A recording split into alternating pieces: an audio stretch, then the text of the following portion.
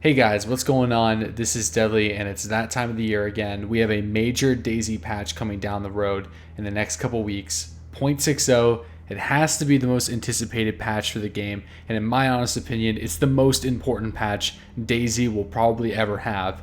Because not only is there a severe amount of hype surrounding this patch, there's a lot of changes that are going to be coming, and a lot of positive changes when it comes to the optimization of the game and how it actually runs. The biggest thing that's going to be changing is the DirectX 9 build that we're currently used to. You know, that shitty unoptimized build. You run into Electro, you're rocking 15 frames. Well, they're going to be upgrading it to DX11, and in minimum circumstances, you're going to be looking like you're going to be rolling around most of the major towns and cities at a minimum of 30 frames per second on standard builds. So for all you guys that have beast machines that are probably playing DayZ right now and you don't have a problem with it, you're going to be rolling at some severely high frames even in some of the toughest cities in the game, like Zelenogorsk, which is shown in the video in the description box. I highly recommend that you guys go check that out. So on top of the DX11 upgrade, we're also looking at some major changes on how weapons and attachments work inside of DayZ. Now we haven't seen a whole lot of footage surrounding this just yet, but the simple concept is weapons will now spawn with random attachments and ammunition inside of magazines at random numbers. Although guns like the Mosin and the SKS won't be spawning with ammo inside of them, weapons like AKs and AUGs, things like that, will be spawning with magazines some of the time, and in those magazines will be a random amount of ammo. That's going to be kind of huge, and it's going to be changing the way the attachment economy works. It still remains to be seen how often certain attachments will be on different guns. For example, how often we're going to be able to see a hunting scope on a Blaze or a Winchester. We were really only going to have to see that whenever the game comes out on experimental.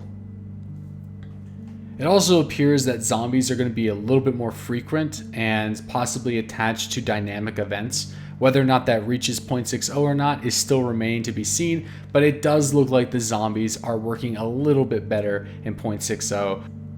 One thing I've noticed with the DX11 version of DayZ, you can clearly see how much better the lighting and the fog and the atmosphere looks inside the game.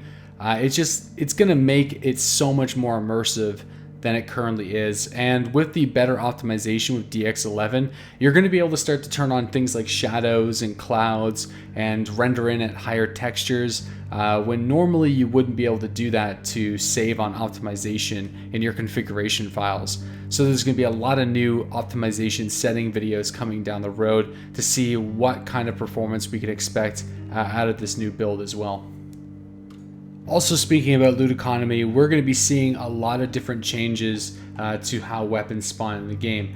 Now, I don't know if this is just a development build, but there's an SVD that's inside of a fake barracks right there. Looks really interesting. And we also see the new boulder backpack sitting on the bed right there. And it's going to be awesome to see how many slots that takes and what the spawn rate's going to be like for that particular item. There's one more thing that we've seen, which is at a helicopter crash site, and that is a FN-FAL red dot site, which is in the game files, and it seems to be spawning on top of the weapon randomly, of course, because different weapons will be spawning, like I said before, with different attachments, but it is good to see that things are working like that. Here's an example of an M4, 5 different M4s spawning into the world with various different attachments. Some have optics without a magazine, some have magazines on them as well. So I'm really excited to see this feature come into the game and just see how it's going to be affecting the player economy. Last but not least, we do have some map changes that are going to be coming down the road. So the Tilsey military base is done, but we're still waiting on seeing whether or not the infection or the whatever it's going to be happening where you need a hazmat suit to actually go into the base. It's not going to be enabled quite yet. There's also going to be changes to Chernarus, Berezino, Altair Hill, and also Electro. So there's going to be a few changes to the map. And a few more unnamed towns in the north that are going to be coming into the game. So that's pretty cool. I'm really excited for that as well. And also the, I think it's called the Tolga Ski Resort is what they're going to be adding to the southeastern corner of the map too. So those are going to be the major things that are going to be updating in 0.60 from what we have known so far. So obviously there's lots of things that the developers have yet to tell us about this patch, and we're just gonna have to go and wait and see what it's gonna be like in the experimental build. For more information, you can go to DayZtv.com. I have links to all the relevant information surrounding 0.60 in the description box below. So now that you guys know some of the facts, I'm going to end this video with a little bit of an opinion because everybody has a different one, and I'm sure you've already seen a bunch of different 0.60 videos from all your favorite content creators, so you're probably wondering what I think about it so far. And I'm going to give my honest take, and this could be a little critical, so just bear with me here. But seriously, I think this is the most important patch for DayZ. It needs to be right, and I think the developers know that. We have been now waiting just about 4 months, if not 4.5 months, since 0.59 has been unstable. And that is a very, very long time for a single DayZ patch. It seems that as we keep on moving forward, the length of time it takes for a new patch in DayZ increases. However, this time I want to be optimistic because the level of changes that are coming in 0.60 are so intense that the way the game is played, the way it looks, and the way it feels very much could change drastically. That DX11 upgrade is going to help a lot of people who were unable to run the game before. If you didn't have a good enough PC, you're going to be able to play that now, and that is a huge difference. PvPing in cities, a lot of you guys like that. You know, electro PvP people who are fighting in Zelenogorsk and Svetlogorsk and all these towns that you could barely do anything at all before, and you just get frustrated.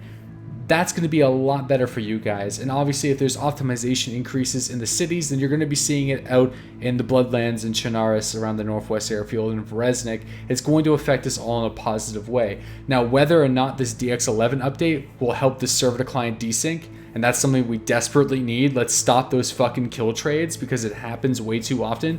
You guys who PvP a lot, you know exactly what I'm talking about. You get a jump on a guy, you get a headshot, it takes a delay, and they're able to get a headshot on you whenever they should actually be dead.